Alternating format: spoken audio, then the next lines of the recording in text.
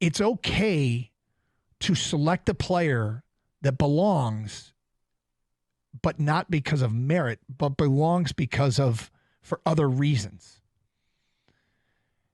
And I guess when you're a league that isn't quite in the mainstream, I try to put myself in their shoes and understand if you have a chance to put more eyeballs on, if people are tuning in for Caitlin Clark, but because they tuned in for Caitlin Clark, are seeing your other players, isn't that a win? Well, what's the assignment? You said that you think they missed the assignment. To me, the assignment for choosing an Olympic team is to win. You win the Olympic. That's what you're supposed to do. Okay. So I'm not going to sit here and pretend that I know who the best women players are in the world, and particularly for United States. I don't know, but I'm going to have to think that the roster was made with the first priority being let's pick the best team we can to go out and win, not the team that we can put out there that's going to have people watching and intrigued by, let's see, what this sideshow can do, for lack of a better term.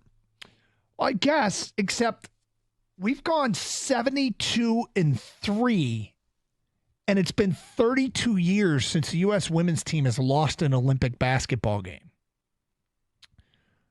We have gone in the last 7 Olympics 8-0, 8-0, 8-0, 8-0, 8-0, 8-0, 8-0, and 6-0 when there were fewer teams in the COVID Olympics. We have dominated. Putting Caitlin Clark on this team isn't going to cost this team the gold medal. And if this means that more people are watching Brittany Griner, then great.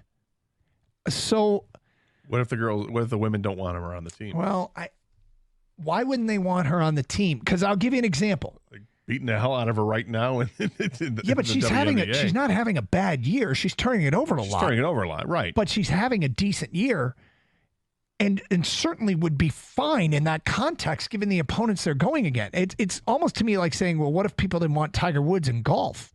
Tiger Woods brought more eyeballs when he joined the game, and there was some pushback for Tiger Woods. There was some people that were irritated by Tiger Woods, and I know some hardcore golf people saying, I don't get it. There's been players worth watching forever. But when you have a player that transcends the sport that people want to watch, use that commodity to raise all boats. And I like it when sports get their just due, but it feels like there's maybe a bit, I don't know if it's spitefulness or because if it's okay for the men to select a team that's not based solely on merit, I think that's the point is it's okay for the women to do the same. The men have also had the issue with people wanting to play. That's true. All right. Not all the best players in the United States want to play for Team USA when it comes to the Olympics. I don't know how the women feel about this. I assume that they take great pride and look forward to playing. But again, it comes down to what's the best roster you put together, not what the best PR thing is, if that's what your goal is. I mean, if the goal is we want to grow this sport, then she should absolutely be on the team, and you should probably include Angel Reese and maybe some others because you've got enough really great players that are already going to start for this thing. But, if you have them on the team, they're going to get more eyeballs. I guess my point is you could grow the sport with no risks. They're not going to lose. You can do both. They're not going to lose. They're going to win the gold with Caitlin Clark or without Caitlin Clark. This is like the women's basketball, U.S. women's basketball, is like the dream team every 4 years for us. Like there is no Wembanyama, there's no Jokic or Luka on the women's side from the rest of the world. We dominate the Olympics. Doug, you just read off the stats. It's done. They know who's going to win. So putting Caitlin Clark is not going to change the outcome of the games because she's probably barely even going to play if she were on the team. What it is going to do is cause people to maybe tune in and see Asia Wilson or whoever, any other player they can showcase that are really good players that will play a lot and grow the sport. You can do both.